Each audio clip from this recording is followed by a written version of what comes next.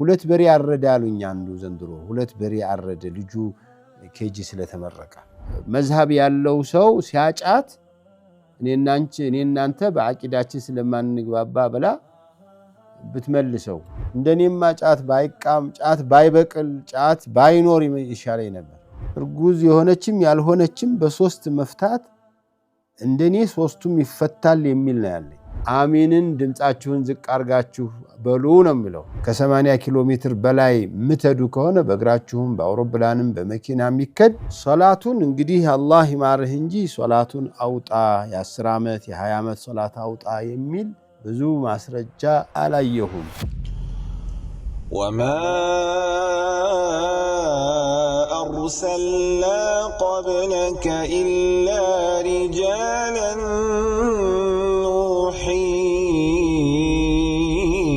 إليهم فاسألوا أهل الذكر إن كنتم لا تعلمون السلام عليكم ورحمة الله وبركاته بسم الله والحمد لله والصلاة والسلام على رسول الله وعلى آله وصحبه ومن والاه أما بعد የተከበራችሁ የአፍሪካ ቲቪ የጥያቄና የመልስ ፕሮግራም የምትጠባበቁ ወንድምህቶች እንደምን ዋላችሁ እንደምን አመሻችሁ እንደምን አደራችሁ እንደምን አረፈዳችሁ ሁላችሁም እንደሚስማማችሁ ለማለት ነው እኔ ባለሁበት ቦታ ላይ እንደምን አመሻችሁ ነው ምንለው ሌላ ቦታ ላይ ሆናችሁ እንግዲህ ይሄ ቀጥታም ሆነ በተዘዋዋሪ የሚደርሳችሁ ወንድምህቶች እንደምን አደራችሁ ከሆናችሁም ለማለት ነው ዛሬም እንደተለመደው የጥያቄና የመልስ ፕሮግራማችን ይዘን ተገኝተናል ጥያቄና የመልስ ፕሮግራማችን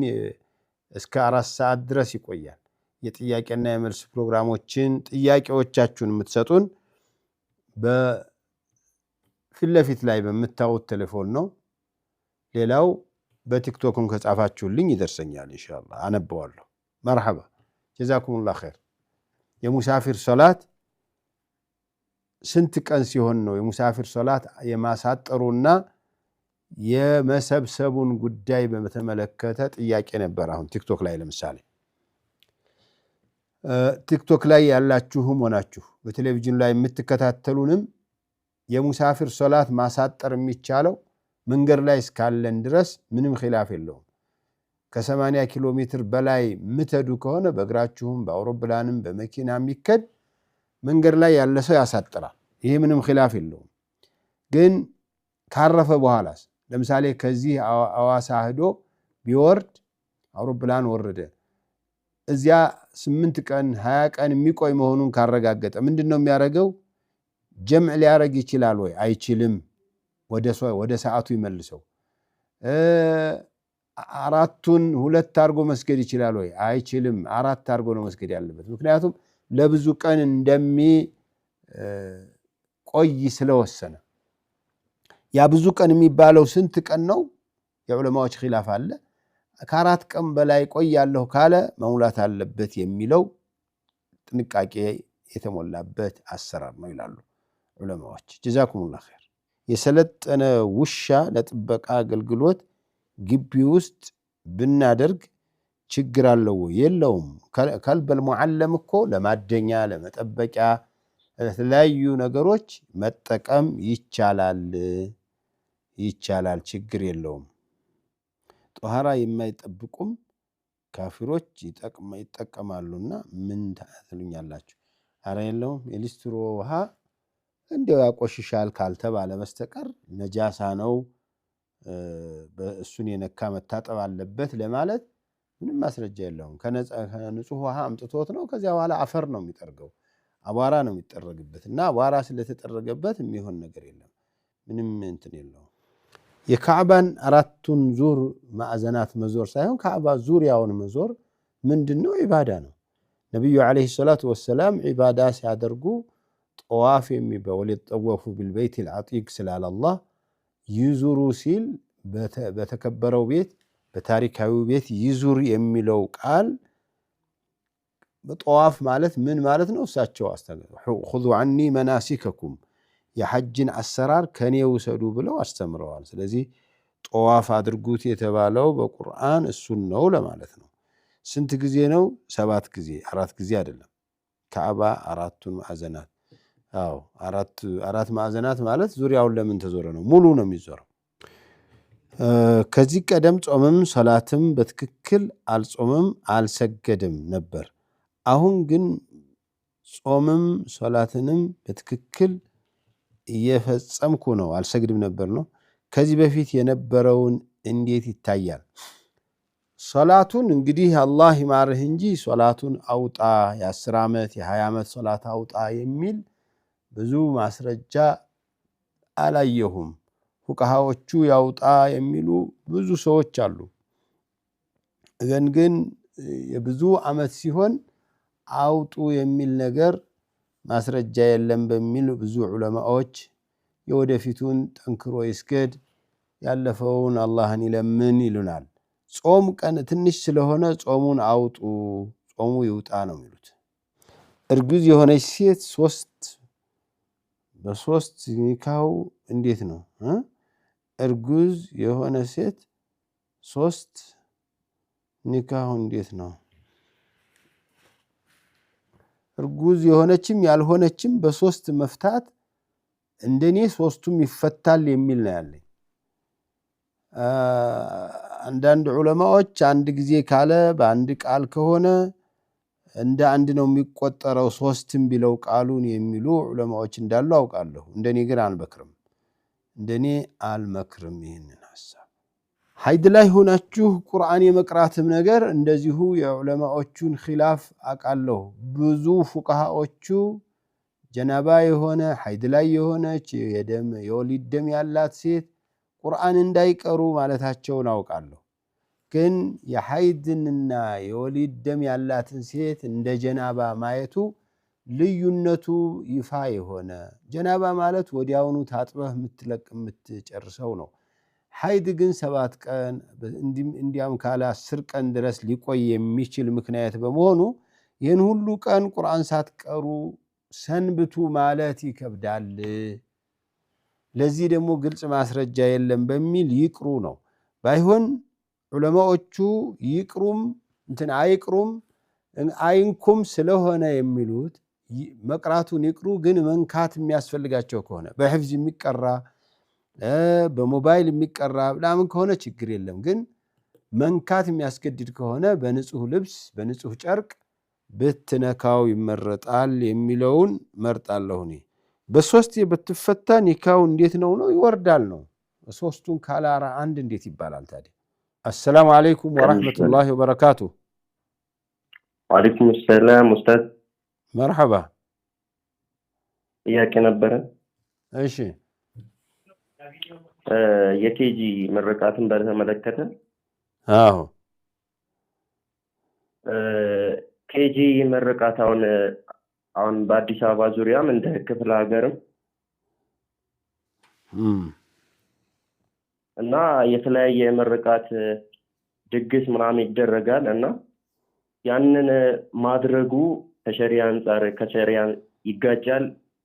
የጠሩንስ ጎረቤት ምናምን አድርጎ የጠሩን መሳተፍ እንችላለን ወይ? ጀዛከላህ ኸይር።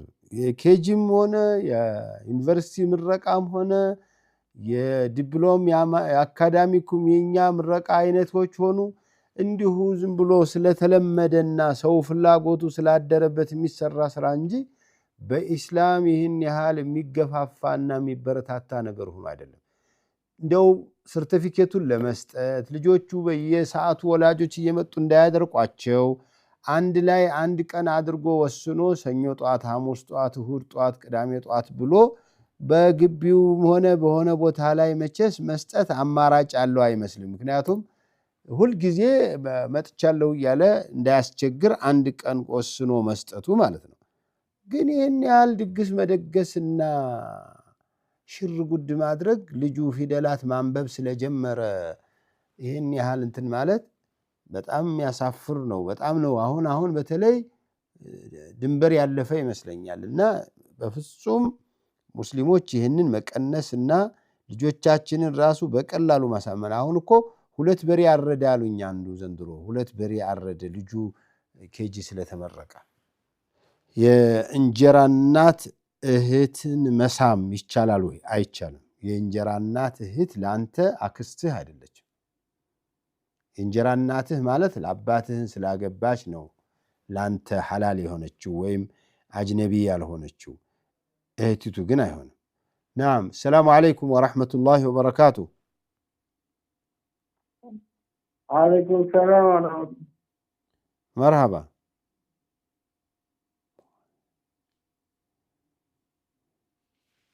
أيوة. السلام عليكم. وعليكم السلام ورحمة. مرحبا. حسن كاتي. كيف؟ حسن كاتي. السلام عليكم. وعليكم السلام ورحمة الله وبركاته. حسن انديتنا؟ ናችሁ? ደህና ናችሁ? አልሐምዱሊላህ። ጥያቄ አለ? አለኝ። ምን ጥያቄ ነበር? ይታሉ ቶሎ በል። እሺ፣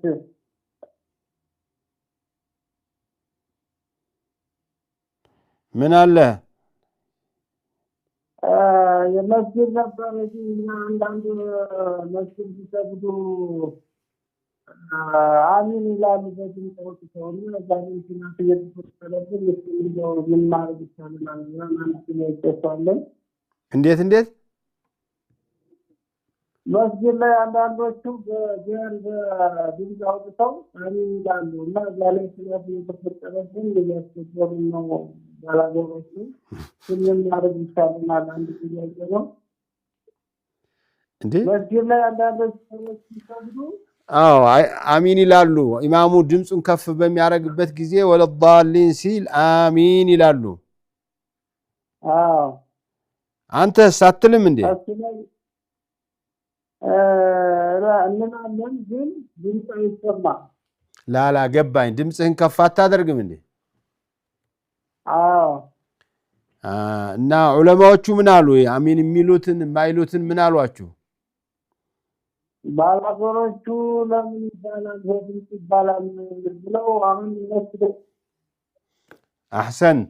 ይሄ ፋቲሃ ድምፅ ተወጥቶ በሚቀራበት ጊዜ ኢማሙ ሲጨርስ አሚን የማለቱን ነገር ድምፅ ከፍ ማድረግና አለማድረግ የዑለማዎች ኺላፍ አለ። አቡ ሐኒፋ አዴትና አካባቢው ላይ ያሉ ዑለማዎች በአብዛኝ የቀሩት የሚያቀሩት ኪታብ ያለው መዝሃብ ላይ አሚንን ድምፃችሁን ዝቅ አርጋችሁ በሉ ነው የሚለው።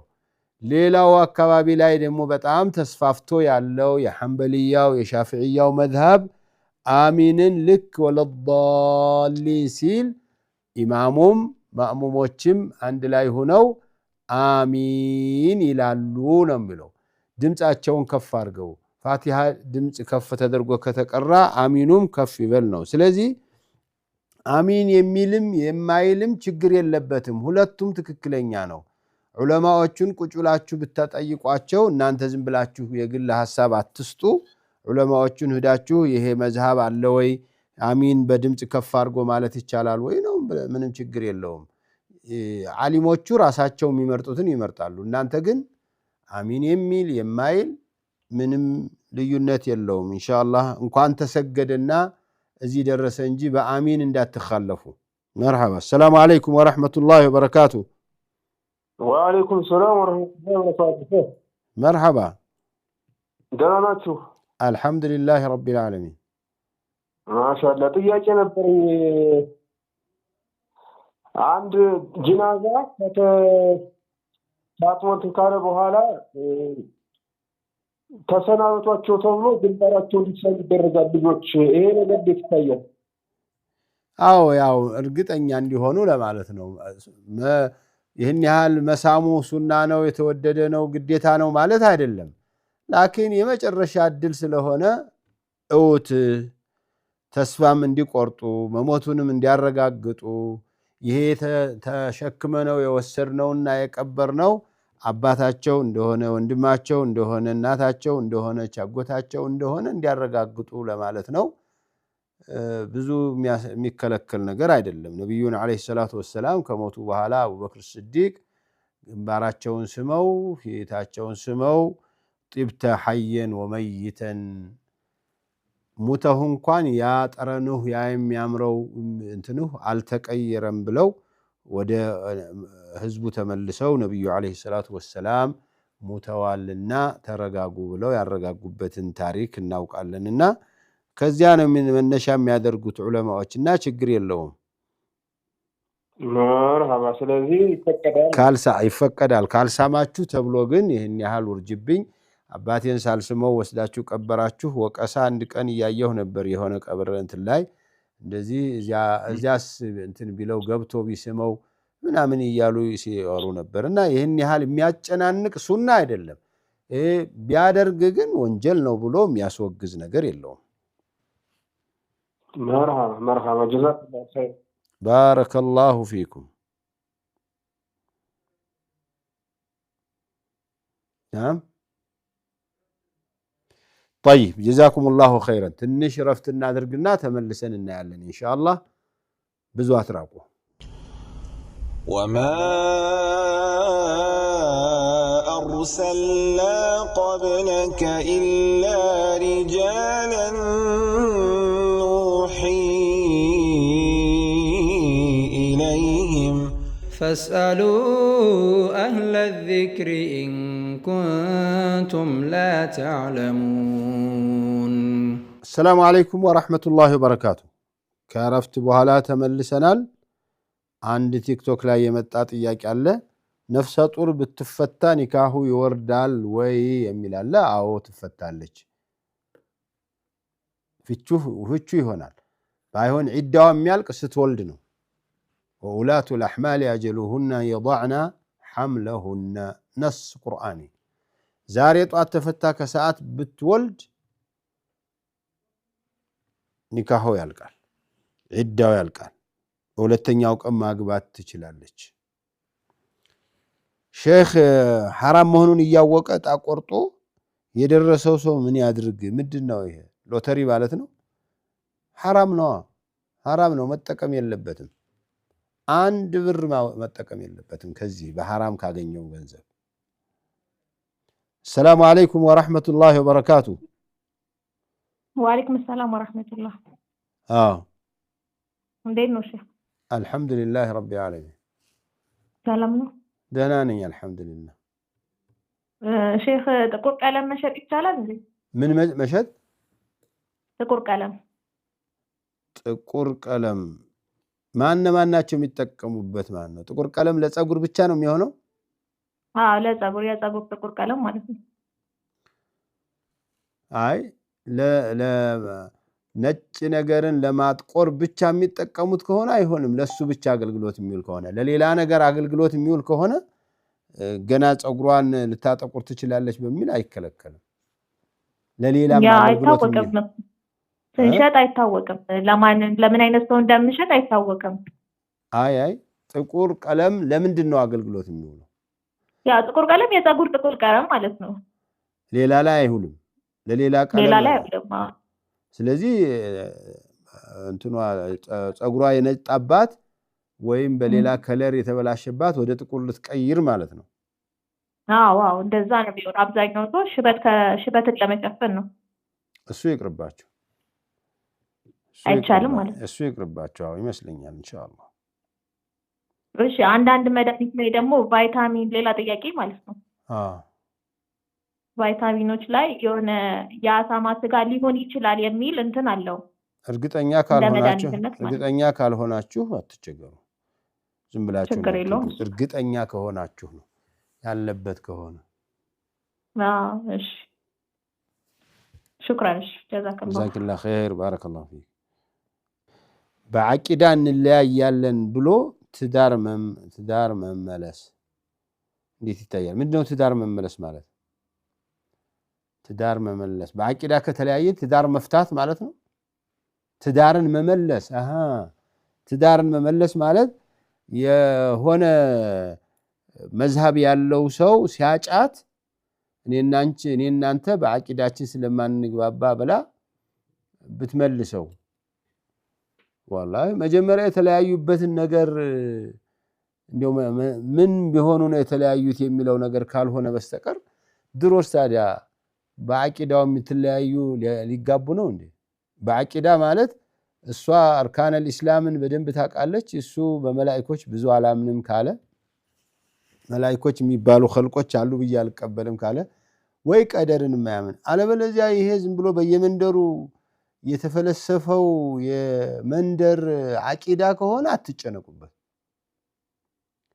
ይሄ ሰዎችን የቡድን አባል ለማድረግ አቂዳ እያሉ የሚፈለሰፉት ነገሮች ከሆኑ የለም ነብይ ሰለላሁ ዐለይሂ ወሰለም አቂዳን እኮ አስተምረዋል ቡኒየ الاسلام ብለው ምንድነው ያሉት አላ خمس شهادة ان لا اله الا الله ان محمد رسول الله اقام الصلاه وايتاء الزكاه وصوم رمضان وحج البيت በዚህ አቂዳ ላይ ኺላፍ ካላችሁ ወይ እነዚህን የሚያፈርሱ ነገር እየሰሩ ያሉ ከሆኑ የላ ኢላሃ ኢላላህ አፍራሽን የነብዩን አለይሂ ሰላቱ ወሰለም መልእክተኝነት የሚያፈርስ ሶላት ላይ እነዚህን የማያምኑ ከሆኑ አዎ አለበለዚያ አሁን አቂዳ እየተባለ በየመንደሩ እየተፈለሰፈ የቡድን መሰኪያና ማስተባበሪያ የሆነው ነገር ላይ ከሆነ ራሳችሁን አታጃጅሉ አላህ ፊት ትጠየቃላችሁ ዝም ብሎ ተጥርጣሪ ያለኝ ብሎ የሚተው ሰው ሊተው ይችላል ትዳር እኮ በጣም ከባድ እኮ ነው ታዲያ ሳትተማመኑ ገሌ ካፊር ነው ገሊት ካፊር ናት እየተባባላችሁ የምትኖሩ ትዳሮች ከሆናችሁ እንዴት ትኖራላችሁ نعم السلام عليكم ورحمة الله وبركاته وعليكم السلام ورحمة الله وبركاته ايوه እኔ ጥያቄ ከፈርድ ሶላት በፊት ሱና ሶላት እንሰግዳለን አይደል አዎ ምን ሰግድባቸዋል እሺ ከሰገድን በኋላ ወደ ፈርድ ሶላት ስንገባ አስተግፍሩላህ ምንልበት አጋጣሚ ያለና ምን ላይ ወደ ፈርድ ሶላት ልንገባ ስንል ሱና ጨርሰን ቆይተን ፈርድ ሶላት ልንገባ ልንቆም ስንል አስተግፍሩላህ ስንል ይባላልና እንላለንና በሐዲስ አልተፈቀደም ከሶላት በኋላ ሶላት ተሰገደ በኋላ ነው እንጂ አስተግፍሩላህ የሚባለው ከሶላት በፊት አልተፈቀደም የሚባል ነገር ሰምተናልና በየትኛውም ሰዓት አስተግፍሩላህ ማለት አስተግፍሩላህ ያ ረቢ ማረኝ ማለት ነው ማረኝ ማለት የትኛውም ሰዓት ላይ ይቻላል ከሶላት በፊትም ከሶላት በኋላም በየትኛውም አጋጣሚ ውዱ አርገህም ውዱ ሳታደርግም ተኝተህም ተነስተህም ቁመህም استغفሩ ረበኩም ስለዚህ ሐዲስ ላይ እንደዛ የሚባል ነገር የለም ቆይ እንደው የአላህን ምህረት መለመን የለም አንዳንዱ ግን እንደ ልምድ አርጎት ዝም ብሎ ካልሆነው ሰዓት ላይ استغفار ሊል ይችላል ብለው ሶላት ጋር ለምሳሌ ሶላት ውስጥ ሆኖ አስተግፍሩላህ ቢል አይሆንም መባል ያለበት ቦታ አለ እንጂ ከአንተ ሱና ሰግደህ ፈርድ እየጠበቅ አስተግፍሩላህ እያልክ ወይም ሱብሃንአላህ እያልክ ቆይተህ ዚክር ስታደርግ ቆይተህ ስትነሳ አስተግፍሩላህ እያልክ ተነስተህ ኢህራም ብታደርግ የሚያስከለክል ነገር የለም እንደ ልምድ ግን አትውሰደው የሶላቱ አካል የፈርዱ ሶላቱ አካል አርገህ አትቁጠረው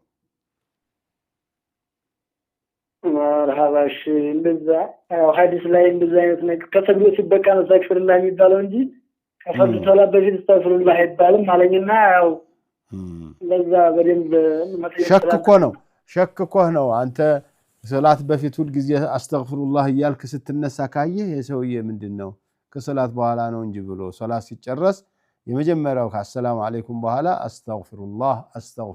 አስተግፍሩላህ ነው የሚባለው ይሄ ነው እንጂ የፊቱ አይባልም ለማለት ነው ግን አይባልም ሳይሆን የሚባለው እንደ ልምድ ተደርጎ ነብዩ ሰለላሁ ዐለይሂ ወሰለም ይሉት ነበር የተባለ ነገር አይደለም ያለው ግን በየትኛውም ሰዓት استغفار ማድረግ አላህ ይወፈቀው ሰው ትልቅ እድል አላህ ሰጥቷል مرحبا جزاكم الله خير الله يبارك فيك የጫት ነገር በጣም ያነጋገረ ነው ጫት መቃም ይቻላል ወይ የምትሉት ወንድሞች ወይ እህቶች የጫት ነገር ራሳችሁ ብትወስኑት እንደኔማ ጫት ባይቃም ጫት ባይበቅል ጫት ባይኖር ይሻለኝ ነበር ግን አልቻልኩም አቅም ስለሌለኝ ዑለማዎችም ተሰባስበው حرام ነው ተው ማለት አልቻሉም ኢንሻአላህ የሆነ ጊዜ ዑለማዎች ችግሩን ሲረዱት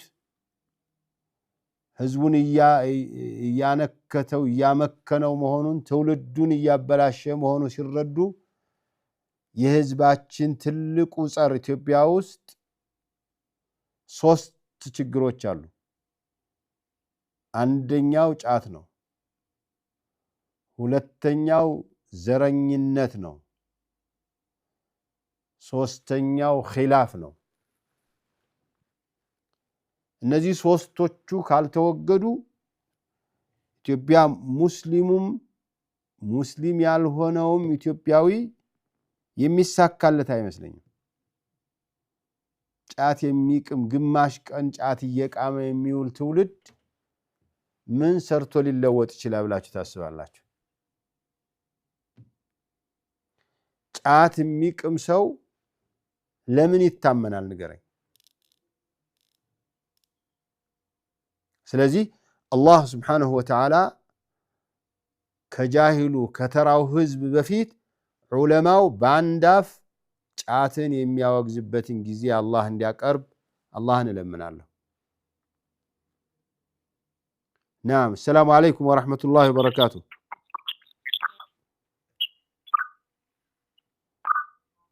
السلام عليكم. وعليكم السلام ورحمة الله وبركاته. مرحبا. سلامات الشيخ. الحمد لله رب العالمين. شيخ ጥያቄ ነበረኝ አባ። مرحبا. ጥያቄው ከክርስቲያኖች ከሙስሊሞች ايوه እቁብ የሚባል ነገር አለ። እነዚህ ከክርስቲያን ከሙስሊም ከሆኑ ሰዎች እቁብ መጣ እንድትታይ ያከሳል። እቁብ እሺ እቁብ ገባሽ? እቁብ የገባነው ግን ከክርስቲያን ድብልቅ ነው ማለት ነው። ክርስቲያኖች አሉ ግን ይሸጣል። እቁቡ ወለድ አለው ይሸጣል አይደለም። በቃ የጣን ብቻ ነው። ሸጥ ነገር የለውም። እጣ ሽጠው አያውቁም? እስካሁን ምንም የለም። በቃ መጀመሪያም ገና ሲጀምረው ተራቁተው ሲገኛል በዛ መሰረት ሊወሰድ ያሳል። እቁብ አስሉ የሚያስከለክል ነገር ሳይሆን የሚበረታታ ነገር ነው። ትብብር ማለት ነው። አንቺ በአንድ ጊዜ መኪና ገዝተሽ ቤት ገዝተሽ ወላ ካፒታል ኑሮሽ ስራ እንደማትጀምሪ የሚችሉ ወንድሞች እቁብ ሰብስበውልሽ አንቺ 200-300 ሺህ ያመጡልሽና ስራ ትጀምሪያለሽ። አንቺ ያንን 300 ሺህ የእቁብ እየጣልሽ በየሳምንቱ ትጨርሻለሽ። በዚህ በኩል ራስሽን ታቋቁሚያለሽ። ይሄ አይነት ስራ ተዓውን ዐለል ቢሪ ወተቅዋ ነው። ጥሩ ነገርን ለመስራት የሚደረጉ ትብብሮች ውስጥ አንዱ ትልቅ በጣም ሊመሰገን ሊበረታታ የሚገባው ነው። የቸገረው ምንድነው? ብዙ ሰው የዚህ የወለድን ነገር ስለማይፈራ እኔ አሁን ይሄን ብሩን አልፈልግም ሲል የደረሰው ሰው ልግዛህ ብሎ 10 ሺህ ብር ጨምሮ ለሌላ ቀን ሊሰጠው የሚያደርግ ወይም ለቁቡ ሻጭ ሆነና 10 ሺህ ብር የኔን ዕጣ ሽጦ ለማህበረሰቡ ይሄን ያህል ደርሷችኋል ብሎ አንዳንድ መቶ ብር የሚያከፋፍል የሆነ እንደሆነ ይሄ ወለድ ስላለው የወለዳዊ እቁብ ይባላል እንጂ ከዚያ ሌላ ያለው እቁብ የሚያስከለክል ነገር የለም። ክርስቲያኖች ቢሆኑ ምን ቸገረሽ ታዲያ? ክርስቲያኖች የራሳቸውን ገንዘብ ነው የሚያስቀምጡት፣ የራሳቸውን ገንዘብ ነው የሚወስዱት። አንቺም የራስሽን ነው። እነሱ ወለድ አድርገው ወይ ጠጅ እና ጠላ ቸርችረው ወይ ሌላም አላህ የከለከለውን ነገር አድርገው ሊያመጡ ይችላሉ ነው። ይሄንን አይነት የትኛውም ስራችን ላይ የሚገናኝ በመሆኑ ይሄንን የሚያስከለክል ነገር የለም። የትኛውም ስራ ላይ ዳቦ የሚሸጡልን ዳቦ የምንገዛቸው ዳቦ የምንሸጥላቸው ማን እንደሆነ በመናቃለን። ስለዚህ ከዚህ ጋር ለምን ትሰራለህ የሚል የኢስላም መመሪያ በፍጹም የለም። ሰላም አለይኩም ወራህመቱላሂ ወበረካቱ። ወአለይኩም ሰላም ወራህመቱላሂ ወበረካቱ። ሼክ መርሐባ። የመጀመሪያው ጥያቄ እኔ የምሰራበት ተቋም ላይ ማለት ነው እስከ ቅርብ ጊዜ ምንም አይነት የወለድ ወይንም ከዛ ጋር የተገናኘ ነገር አልነበረውም። አሁን በቅርብ ሰሞኑን ግን የሚሰጠውን አገልግሎት እስከ 6 ወር ባለ ጊዜ ያው ለሚፈጽሙ ያለ ምንም ወለድ ከዛ በኋላ ለሚመጡ ደግሞ እስከ 2 ዓመት ባለው በወለድ የአገልግሎቱ ተጠቃሚ መሆናቸውን የሚገልጽ ፕሮሞሽን ወይ ማስታወቂያ ሰርቶ ነበር። ምን ማለት ነው? እስቲ ምን አይነት ስራ? የሆነ ቢሮ ነው? እኔ የምሰራበት አንድ የመንግስት ተቋም ውስጥ ነው ለምሳሌ ማለት ነው። መስሪያ ቤት ነው። ኤሌክትሪክ አገልግሎት ውስጥ ነው። አዎ።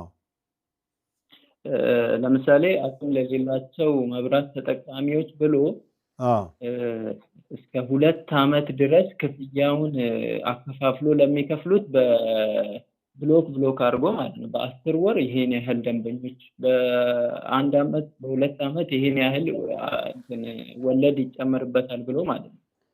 አዎ።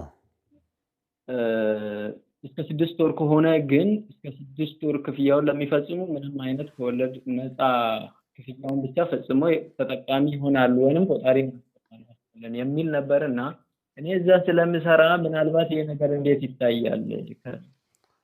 አንተ ተጠቃሚ ሆነ ሳይሆን መስሪያ ቤቱ ላይ ይሄንን ውል ነው የምታዋውለው? እኔ አላዋውልም፣ ያው ሰራተኛ ነኝ እዛ ተቋም ውስጥ። ገባኝ። ወይ ፈራሚ ነህ ወይ ምስክር ነህ ወይም ረዳት ነህ ወይ ፋይል አዘዋዋሪ ነህ ወይም ዘበኛ ነህ? አይዋ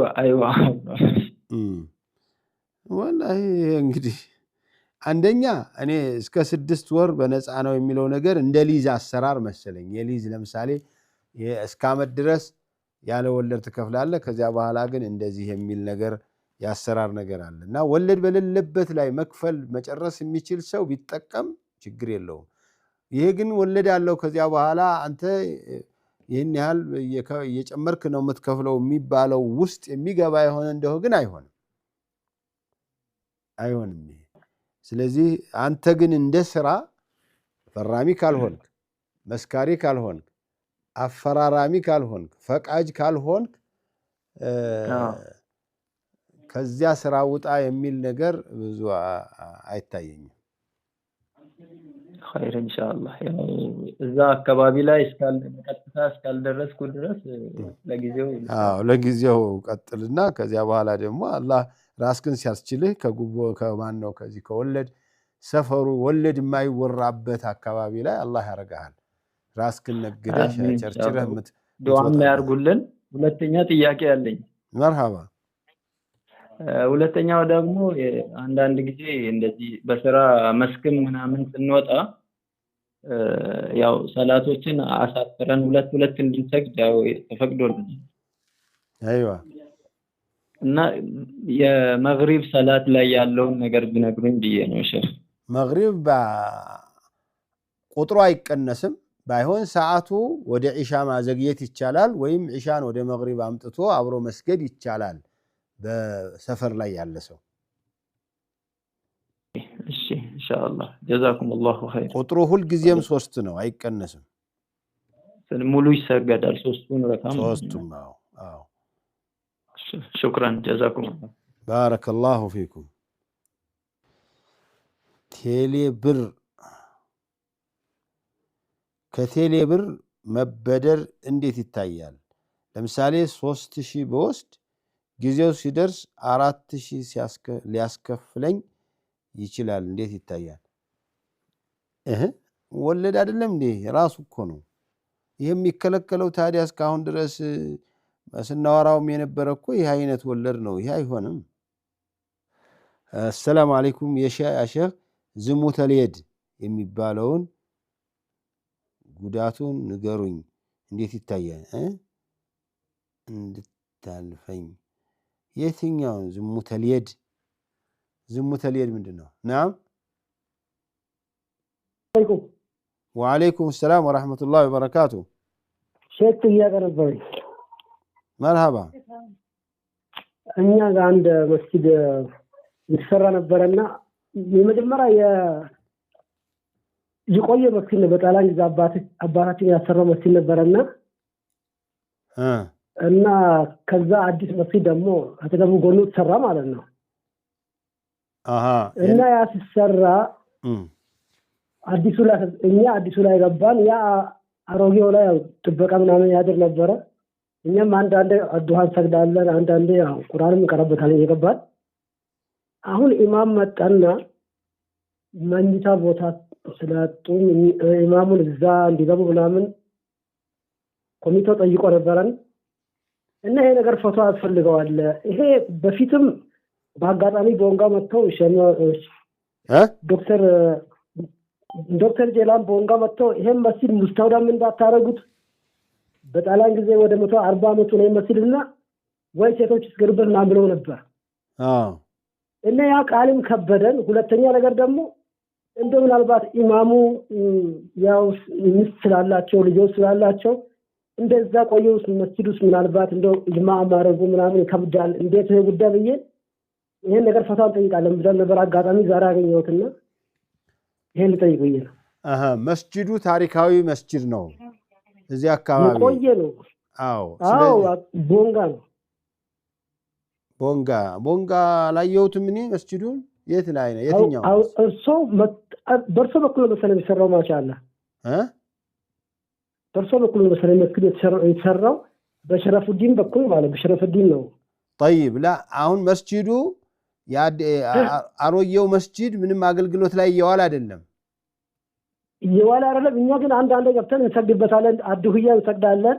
እንዴ እናንተ መስጊዱ ትልቁ መስጊድ ትገባላችሁ? ተው እሱ አይደለም። አሁን ነባሩን መስጊድ ዝም ብሎ በቃል የሚያድረው አይሆንም። ዝም ብሎም አይሆንም። ግን ሸኾቹ ምን አርጉት ነው ያሉት? ዶክተር ጀይላን ሙፍቲው ምን እንዲሆን ነበር? ቁርአን ይቀራበት ምን አሉ? አዲሱ ሲሰራና የቃምናን ያስቀምጥበት ነበረ። እሱ አለቀና አዲሱ ተከፈተ። ገባችሁ? ሙስተውዳም እንዳታረጉት አሉ። አይሆንም። እሺ ሴቶች ይስገዱበት። ለሴቶችስ መስጊድ አላቸው? እኛ ጋር ለሁለት ከፍለን አለ ሴቶች አሉ። ለሴቶቹን አጽድታችሁ እሱን አስተካክላችሁ እዚያ እንዲሰግዱበት አድርጉ፣ ወይ ቁርአን እንዲቀራበት አድርጉ፣ የኪታብ እንዲቀራበት አድርጉ። ያው በእኛ ቦታ መሆን አይችልም። ላ እንግዳ ሊያድርበት ይችላል። ደረሶቹ ተማሪዎቹ ሊያድሩበት ይችላሉ። ከዚያ ውጭ ያለ ግን የቤተሰብ መኖሪያ ግን አታርጉት። ቤት እንዴት ይሆናል መስጊድ የነበረው? እሺ በቃ እኛ እሱን ነው ኡስታዝ መጥተው ነበርና ቤት ክራተን ኧረ ምን ይጠፋል? ቤት ሞልቷል። እናንተ ዝም ብላችሁ ይችን መስጊድ አስባችሁ ስለሆነ እንጂ ይሄ ሁሉ መስጊድ የሰራችሁ ይሄን ሁሉ የኖራችሁ ለራሳችሁ ስንት ቤት ተከራይታችሁ እየኖራችሁ ለኢማሙ ሲሆን አይጠፋም። የተሻለ ቤት በነፃነታቸው የሚኖሩበት ተከራውላቸው ኢንሻአላህ። እሺ ጀዛኩሙላሁ ኸይር። አላህ يحفظكم ويرعاكم። ጀዛኩሙላሁ ኸይራን ባረከላሁ ፊኩም። የዛሬ ጥያቄና የመልስ ፕሮግራማችንን እዚህ ላይ እናበቃለን። በሚቀጥሉት ቀኖች ሌሎችን ይዘን እስከምንገናኝ ደህና ሁኑ። ወሰላሙ አለይኩም ወራህመቱላሂ ወበረካቱ። وما أرسلنا قبلك إلا رجالا نوحي إليهم فاسألوا أهل الذكر إن كنتم لا تعلمون.